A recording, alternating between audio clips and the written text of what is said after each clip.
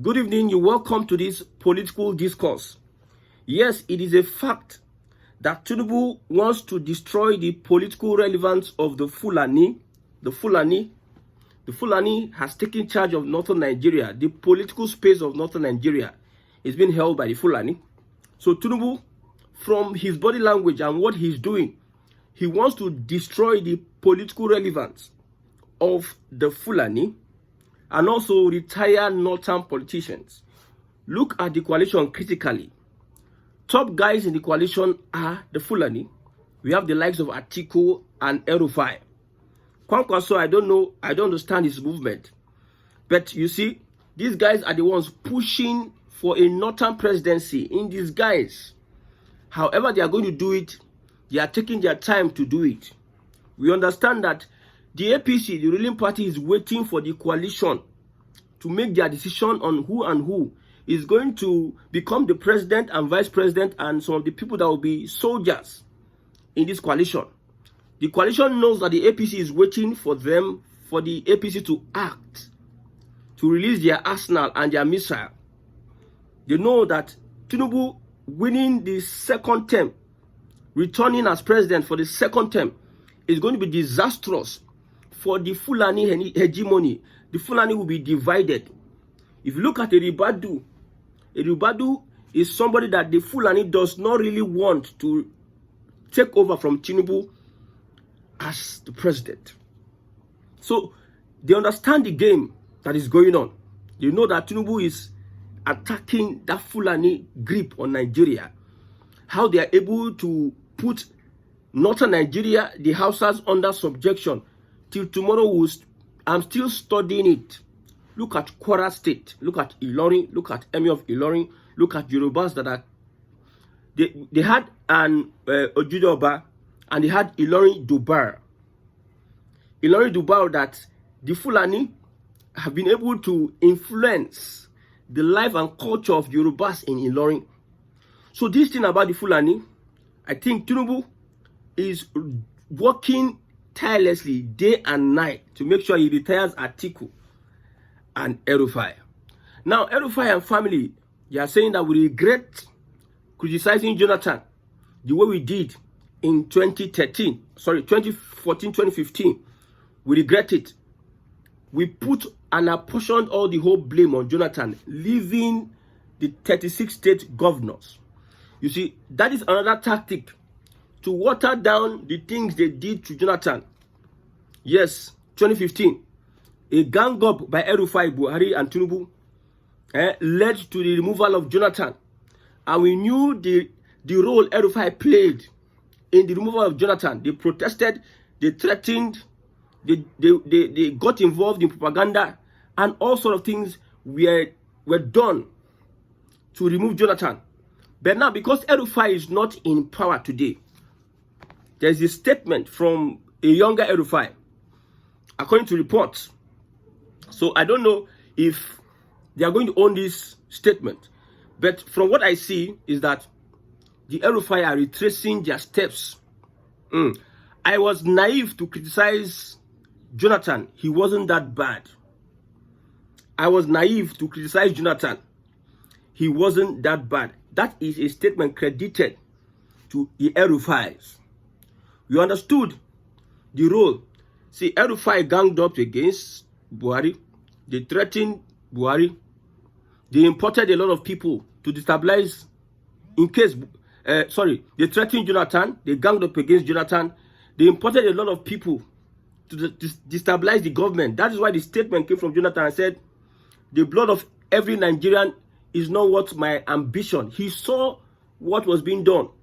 The floodgates in northern Nigeria were open. So many aliens were coming in. Buhari, through his Minister of Interior, gave the Mietiala billions of naira for what? For what? For security. Some of these guys in Kaduna were settled not to attack people. Tells you a lot that happened in 2015 by the El-Rufais, the Buharis of this world. And they are the ones that are championing the coalition.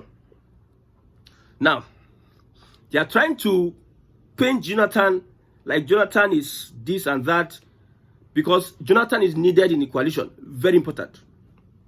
If Jonathan agrees to be part of the coalition, it is going to make it easy for the coalition to campaign. If Jonathan is going to be part of the coalition, it's going to be very easy for the coalition to win that election. Because number one, Jonathan is a Southerner. Number two, Northern Nigeria will support a Jonathan more than they will support an Obi. If Obi is a presidential candidate of Northerners, of the coalition, the support Jonathan will get as a candidate, presidential candidate, will be much more than that one that Peter Obi will get. I'm telling you, the support that Jonathan will get will be much more, because the Northerners believe that he will do just one tenure, and he's not going to surpass that. But the Peter Obi might do 8 years. I'm telling you. So Southern presidency, he fits in. South, he will be supported by South.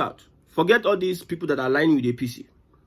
Southeast will support him over the sentiments of South presidency. In fact, if a Peter Obi is running for presidency and a Jonathan, the Southeast votes will be divided more for Jonathan than Peter Obi. So whatever the Edufire and family are doing, they are trying to water down what they did against Jonathan, maybe using style to appease the Jonathan, join the coalition, left, right, center. But personally, I believe that if Jonathan gets into this race, the coalition doesn't need to spend much on PR. They should just do the normal job they do. APC will be fidgety. APC will want to do all they can to even threaten the same Jonathan. The Tinubu that you don't know, you need to know. They have the capacity to do unthinkable things. I'm telling you. So for me, El-Rufai is one of the bad eggs in that coalition. So whatever he's trying to do, claiming intelligent or smart, I don't think it's going to work. And I don't think Jonathan might want to buy into that. Because Jonathan is an asset for Northern presidency, and it is their own clique. Speculations, permutations that Ribadu will succeed a Tinubu at the end of his first tenure. These are speculations.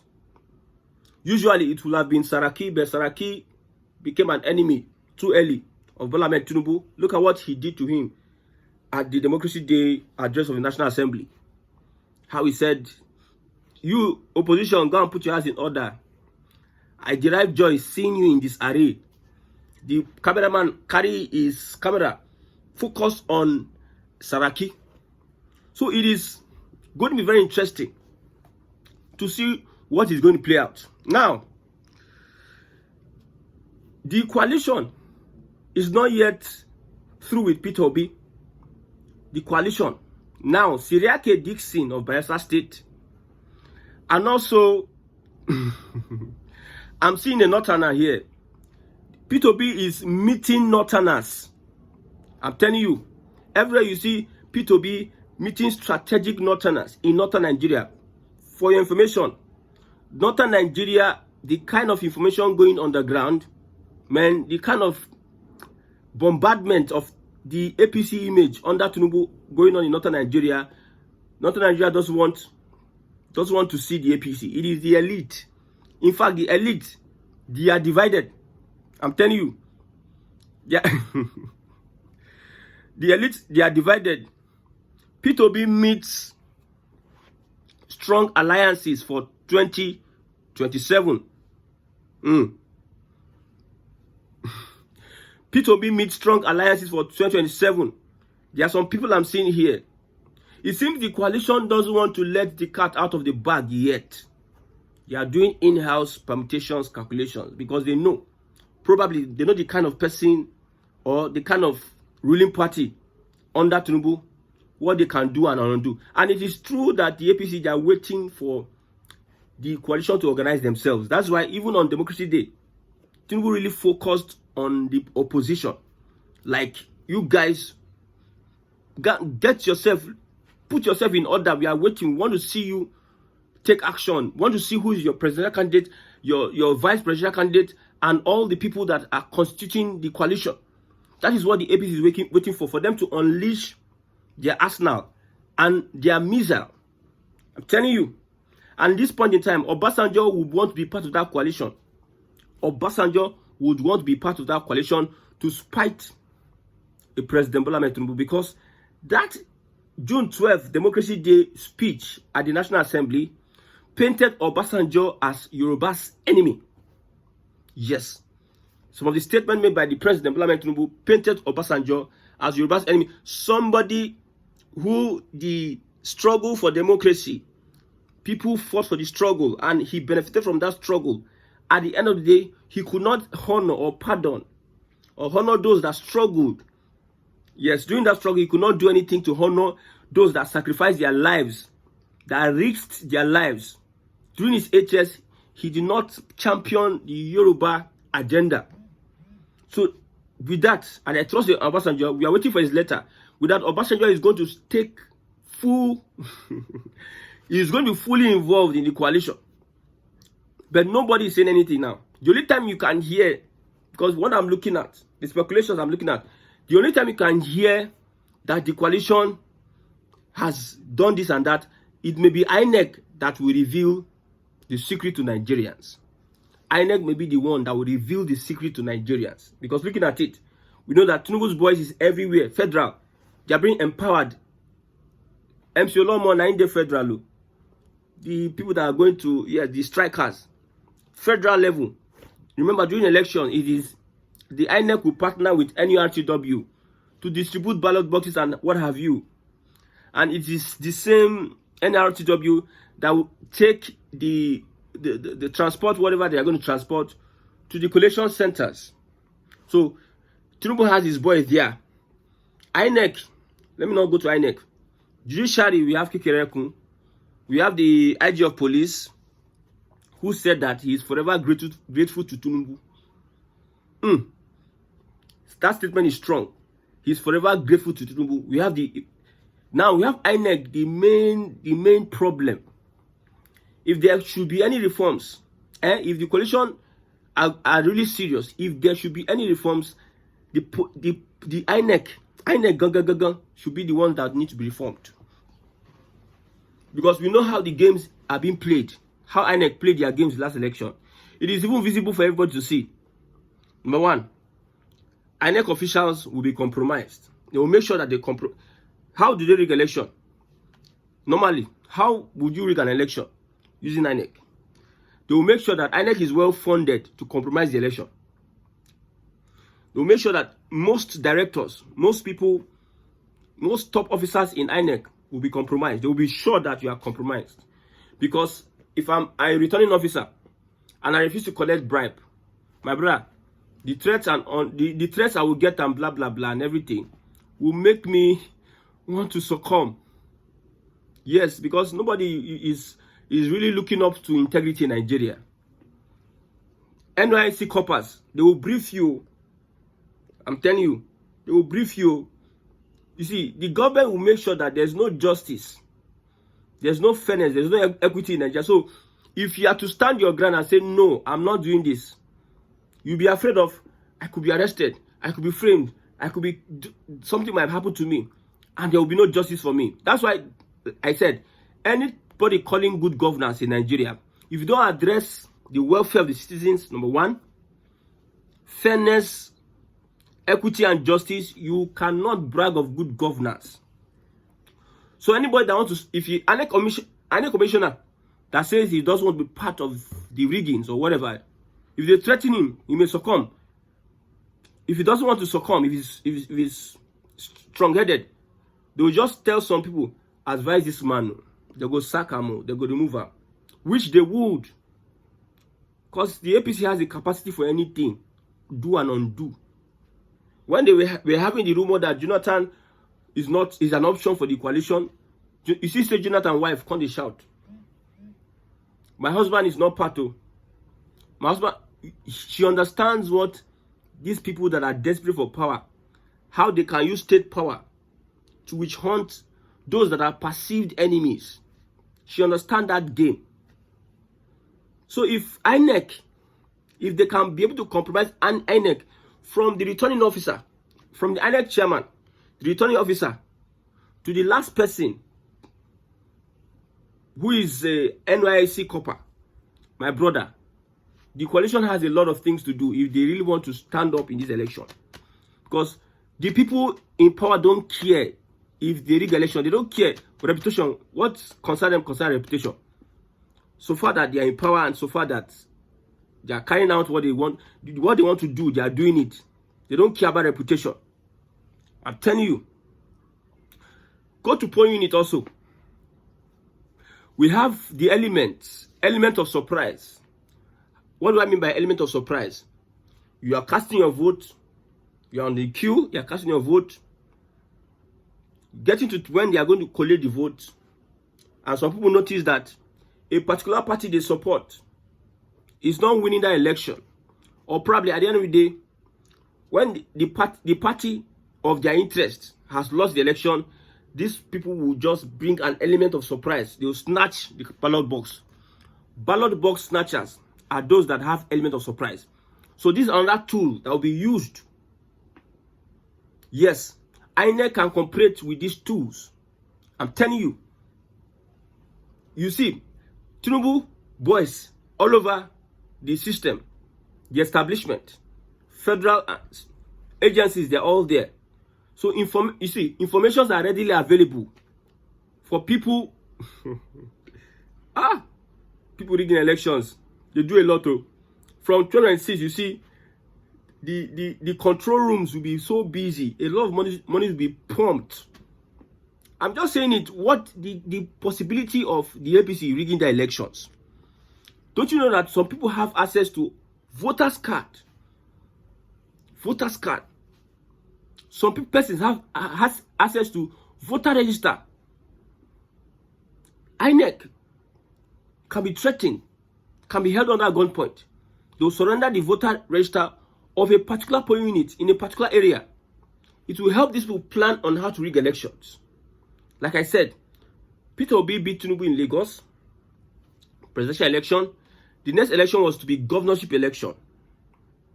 What did the APC in Lagos do? After using their Igbo agenda to gain emotional support from other peoples, they threatened people not to come out and vote. I'm telling you, they threatened. Even at the presidential level, they also threatened people not to come out. They saw that the result was going in favor of Peter Obi. They saw they started waking up. They felt like the Labour Party was not going to perform like that. They underrated them. Like I said, I'm still saying till now, the APC does not have the mandate of the people. The APC as a party, critically, technically, factually, does not have the support of the people. That's why the APC now, with Tinubu as president, commander, the armed forces, whatever, DCFR, will do all he can to make sure that he suppresses the votes of people, like what Wike did. So the element of surprise, INEC, if INEC is not refurbished, my brother, you go nowhere. If INEC is not refurbished, like I said before, southern votes will be much more than northern votes. I tell you, where they will manufacture the votes from him, Yusuf will shock. Look at what happened in Imo State when this guy was elected, Hope Uzodinma. What did they do? Nothing. What did they do? They did nothing.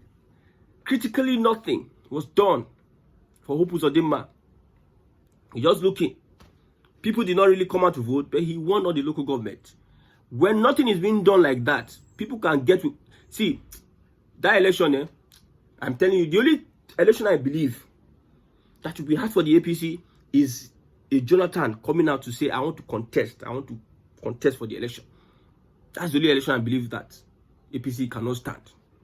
Every other thing, if INEC is not reformed, judiciary is okay. A little one thing here or there. Yes, it is what INEC does that the judiciary will bring and start talking about. It is the results INEC present to Nigerians that will warrant litigations that will now come to the table of judiciary. First, if INEC is being handled, we don't even need all those lawsuits. The votes of Nigerians will count. But this system, we have said it, is not designed to prosper. It's not designed. Some pastors have said 15 years, 20 years ago, 25 years ago, Nigeria will get better in my lifetime. Some of them have died though. Nigeria will get better, this and that. You cannot build a foundation on a faulty foundation. You expect progress. You cannot conduct an election with an INEC like this, with our institutions, EFCC and co, agencies of government, GSS, with this abuse of power in our institutions and expect a miracle. It's not possible. I can only support Tinubu on the era of like teaching northern politicians a lesson.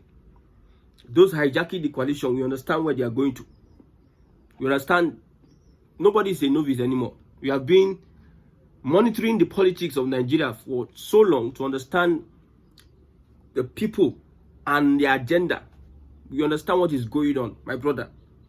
We understand that some people are hell-bent of pushing an agenda that will cripple southern Nigeria, and that they will get back into Nigeria politics and also make sure that the boastings they have been making, it will drive home. The boastings they are making will drive home. So whatever it is, the coalition wants to spring a surprise. They know that Tinubu is after their life. That is Fulani politicians. They know that Tinubu is willing to retire. He wants to be the Jagaban of Nigeria. So he needs to retire other cabals. They know that very well. That is why they are very, very much careful with what they are doing. It is only INEC that can leak the information that this coalition, they have made up their mind because they submitted this document to this person is the president. INEC, this one is the vice president. It's INEC. You know that some people leak secret now. Some people classify documents. They leak it. How does it get to the public? It is somebody inside. And Tinubu have people inside. The one that even shocked me the most. He have inside coalition. Hey, Jesus. See, may God help Nigerians. I pity for Nigerians because no more governance again. Nobody's interested in governance again. Everybody is focused on what they want to. Nobody. Now till 2027, just forget about governance again.